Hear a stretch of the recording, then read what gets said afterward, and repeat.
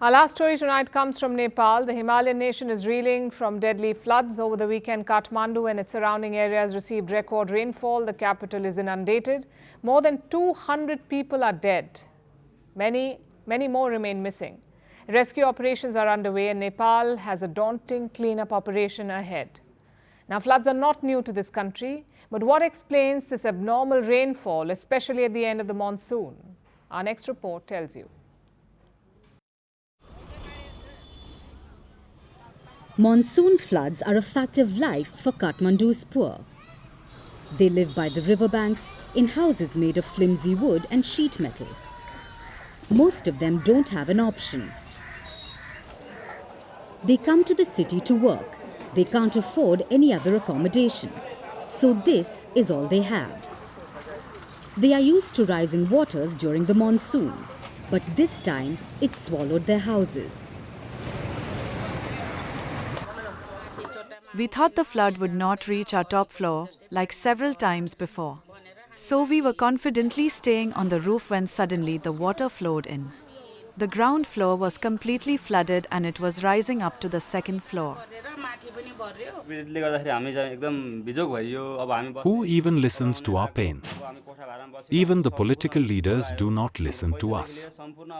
Still, we came to Kathmandu from outside to fulfill our responsibilities. On Saturday, in just 24 hours, parts of Kathmandu saw about 240 milliliters of rain. It's the most the city has received in 2 decades. The rains continued throughout the weekend. The downpours swelled the Bagmati River and its tributaries, which crisscrossed the entire city.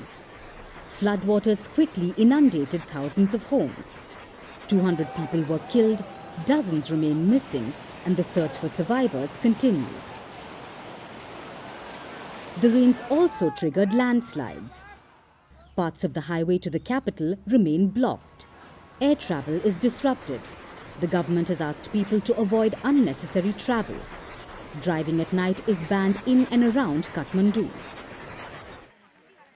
The rains have eased now and locals are returning to their homes to assess the damage. We can't see right now how much loss has been incurred.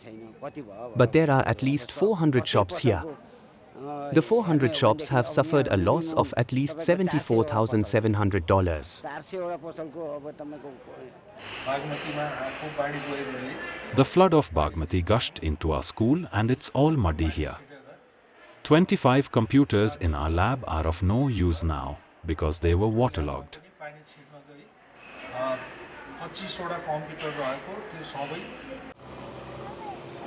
Nepal now faces a daunting cleanup operation. The capital is cut off from the country. Thousands remain displaced. Many of them are stranded on highways. Nepal's army says over 4,000 people had been rescued using helicopters, motorboats and rafts. More rescue operations are underway in the Kathmandu Valley. But what explains this torrential rainfall? Floods and landslides are common across South Asia, especially during the monsoon season. But it's unusual to record so much rain at a time when the monsoon season is ending. All fingers point to climate change.